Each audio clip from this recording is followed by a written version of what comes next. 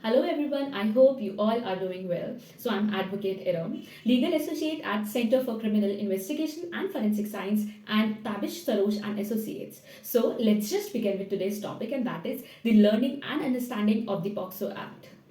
So before we proceed further, let me just tell you the full form of this word, the POCSO. So it is the protection of the children from the sexual offences.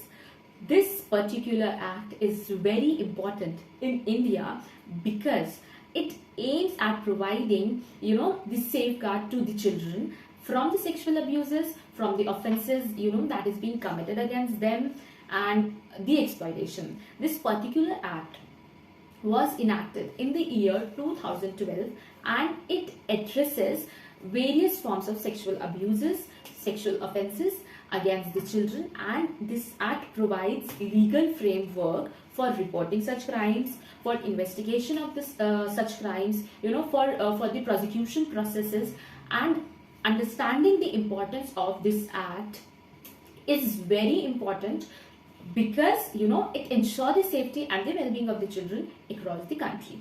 So let me just tell you why this particular act is important, and like why we need to understand the importance of this particular act.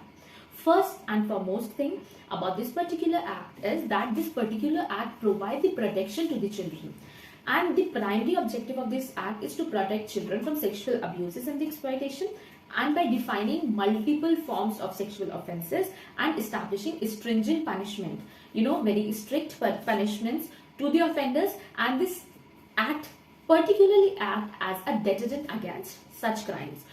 And there is this another thing, that is the legal framework that is being designed in this particular act. Why? Because this act provides a comprehensive, a detailed legal framework for addressing cases of the child sexual abuses, and it outlines the procedures for reporting of such offences, recording evidences, conducting trials, and ensuring the rehabilitation of the child victims, providing support services, that is the counseling, the therapies, the medical aid, and specifically the education about such crimes that is being committed against them.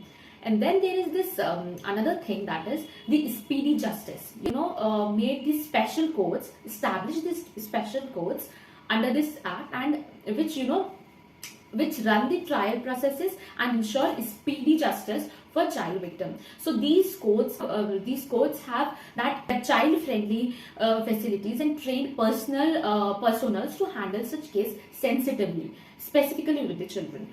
And then the environment of such court, and that whole environment is very child friendly, and this act particularly emphasizing creating a child friendly environment during the legal processes, including the recording of the child's statement. And there are special measures that has been taken to minimize the trauma experienced by the child victim.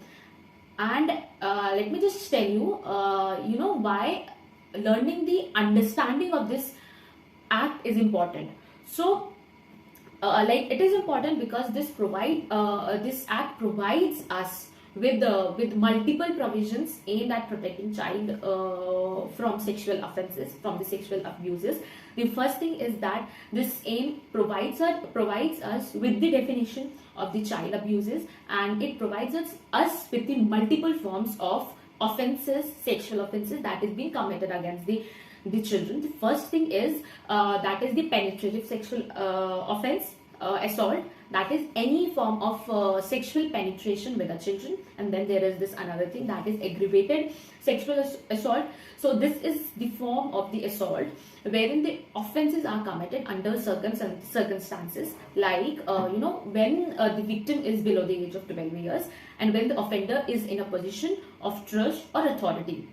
Then there is this term, I hope you all have heard about it, that is sexual harassment. So any unwelcome physical contact of advances of a sexual nature. And then there is this pornographic purposes, so producing or distributing or processing child pornography. And this act also provides us with the special procedures of recording the statements of the children, and that is being followed when the recording of the statement of the child victim is being taken, and in return the environment that is given to the children should be very child friendly. And then there is this another thing, that is the punishment and the fines. So this particular act provides us with the punishments for the offenders, including the imprisonment, that is from the 3 years up to lifetime, and the fines. And the severity of the punishment depends on the nature and the severity of the offense that has been committed. And then the rehabilitation of the child victim, and the one and most important thing, that is mandatory reporting. So certain professionals such as doctors, teachers, social workers, they all are mandated to report such cases of child sexual abuse under this particular act. And not only the professionals, but anyone who have the knowledge of such crimes, they should report such cases under this act to the nearest police station or whatsoever. Failure to which, like if anyone fail to report such cases, that is also an offense under this particular act. So the POCSO Act is a significant step towards ensuring the safety and well-being of the children in India. And by understanding and learning the importance of this particular act, its provisions, and actively participating in its implementation, we can contribute to a better and a safer environment of our children, of our society, free from threat of sexual abuses and exploitation.